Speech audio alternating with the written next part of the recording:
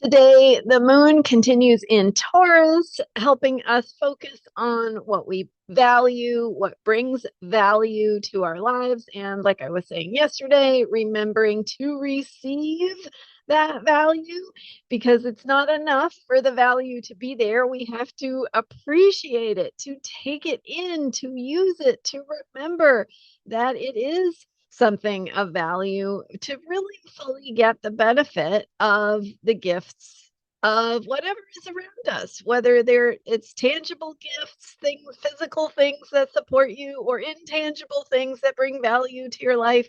All of it is important to remember to receive. So that's the other half of the exchange, right? You have to give and you have to receive. And so it's not enough to just give of yourself to others. You also need to receive. And that circulation of energy is part of what makes being alive worthwhile. So keep that circulation going. Remember to give, but remember also to receive, value, and appreciate the good things in your life. I'm Marina Orms here with your Astro Vibe for Tuesday, December 30th. Today, we also have actually late Tuesday night or Monday night Pacific time. Mercury squared Jupiter. And so that was like in the hour before midnight Pacific. So it depends on your time zone, but that energy of Mercury in Sagittarius squaring Saturn in Pisces, and then later squaring Neptune. As later in the week, Mercury will square Neptune and then enter Capricorn. So Mercury, the planet of communication, information processing, ideas, and thinking, is in philosophical Sagittarius. And that square to Saturn says, what do you need to get right about your beliefs, about how you think about things, your perspective, what brings meaning in that bigger picture. So we have the Taurus Moon getting us to focus on what is valuable in our day-to-day lives. And then Mercury squaring Saturn saying, what brings meaning to your life? How is the tangible showing up in ways that you value, but what does that value connect to in the intangible realm? So what opens your heart? What makes you feel good?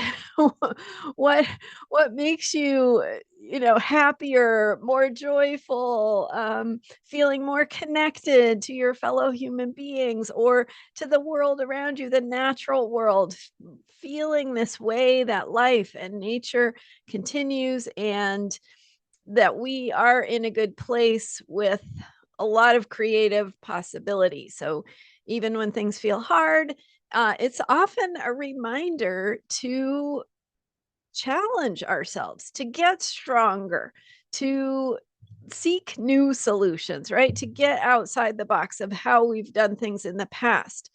That it's that using our muscles is how we get stronger.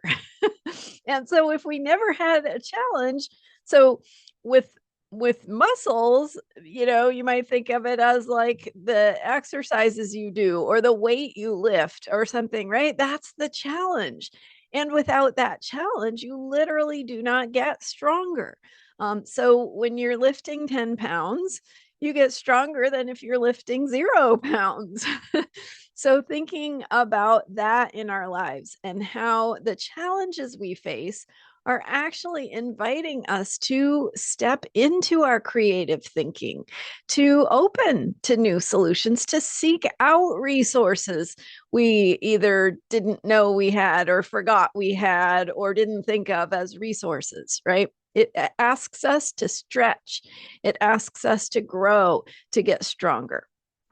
So that square between Mercury and Saturn is that kind of challenge. It says, how is meaning showing up in your life? Are you making sure that you are working with that meaning? Are you making sure that you're honoring and using those bigger picture ways of thinking that help you integrate meaning into your life. So if you're doing work, is it meaningful to you?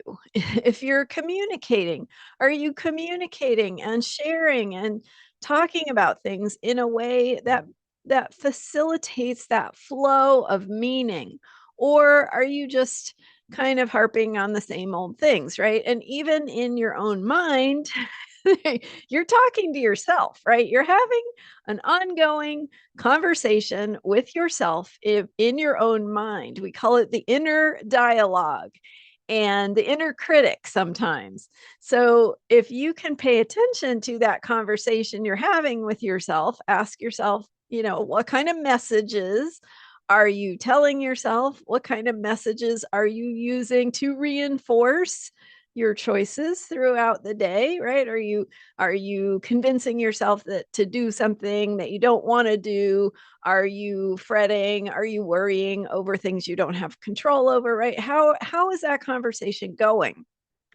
And so ways that we bring meaning into our conversations with others, we can also think about in our conversations with ourselves. How do you want to bring this bigger picture of meaning and value? And are your thoughts, are the messages you are telling yourself, are they in alignment with what you care about? Are they helping, or are they suppressing your capacity to experience joy? So just something to think about, right? And we can all always benefit with checking in with ourselves on that level. Like, what are my thoughts doing? Are they helping me? Are they leading me into places that aren't really healthy or in my best interest? And it's not about being bad or wrong. It's just about noticing and maybe interrupting the pattern, going, oh, maybe I need to go out for a walk. Maybe I need to stop fretting and get out a notebook and put down, my action steps of what I can do about something instead of dwelling on, how bad things are or whatever. So there's always an equal and opposite option we have in terms of thinking. There's always a way of reframing something in the positive. And it's really, really not about having to be positive all the time. That is also a setup for failure, because if you experience it as being hard to be positive all the time, and we all have hard days, right? We all have stuff. So don't be hard on yourself because you're having a hard time. Just love yourself as you would love someone else who was having a hard day. That's all, right? Go, wow, and sometimes it really helps to go, oh, I really woke up on the wrong side of the bed today, or I just really feel grouchy, or things are just not going my way. And sometimes when we say that, it takes some of the pressure off. Like, it's just the day, right? We are not failing. This is not a failure. It's just a bad day. So there's kind of one example of how you might think about this energy with Mercury squaring Saturn is to invite in more loving thoughts, to invite in more beliefs that support you in healing, that support you in experiencing value, in remembering what you're grateful for. And if you're not having a day where that's easy for you, to just let it be that day. Maybe tomorrow will be different. And if you have that day many, many, many days in a row, doesn't mean tomorrow will be the same, right? We don't know. We don't know what tomorrow will be like. So if nothing else, you can say to yourself, I don't know what tomorrow will be like, and not fill in the blanks with your fears or worries. Just go, I don't know. And that is a beautiful place to be sometimes, where you're open, where you're sort of willing to experience shift and change. And then coming back to this Taurus energy today, the moon continuing in Taurus, remembering to get grounded, connect with the physical, practical, material world around you and how it supports you, how you experience the beauty and take things in through your senses, because that's how your body connects to the material world around you. You can take in the colors, the textures, the flavors, the aromas. Enjoy your food, right? When you take that moment to enjoy your food, you're telling your body, I'm receiving good things. How might that, impact your attitude or your feelings about yourself? So, just some things to think about. I don't have all the answers, but maybe a little bit of once in a while to remind ourselves that there are other options when we get stuck in hard thoughts. So, those are my thoughts for today with Mercury squaring Saturn. Saturn is in Pisces until February of 2026. So, we're working through that energy where we're trying to ground that bigger picture of meaning and figure out how to bring those structures into our lives. And just like with weight bearing exercises, we have to work with what is hard sometimes, because that's how we get stronger, more capable, more wise.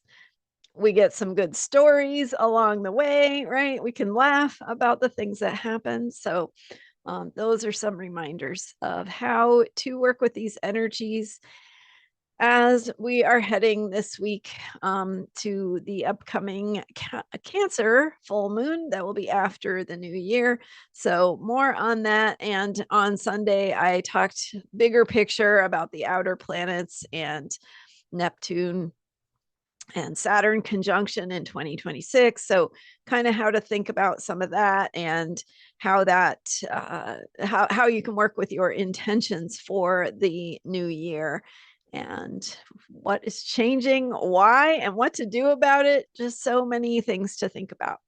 Thanks again for being here. I'm Marina Orms, and I have mini readings for 2026 for your personal highlights in 2026. So those are $45. You can book a time on my calendar, and I record your mini reading for you and send it to you of whatever stands out to me in your chart. I don't have a specific technique I use other than I look at the outer planets. I look at what's jumping out to me in terms of sort of big picture, what might be supporting you in terms of how you can think about it. And remembering that these big picture things that are happening in our lives are not always on our radar because they're big picture. They're kind of there in the background, but calling them out, noticing them can really help us navigate as we move through and recognize, oh, this I'm going through this because I'm moving through this bigger transformation. So looking at your transits and what shows up in big themes for 2026 in that mini reading. I'll put the link for that in the description for this video. Thanks so much for joining me and for subscribing. If you are enjoying these videos, I appreciate you. Have so much gratitude, and I will see you next time with more astrology for unshakable self-care. Transformationalastrology.com. Check it out for those mini readings. All right, bye for now.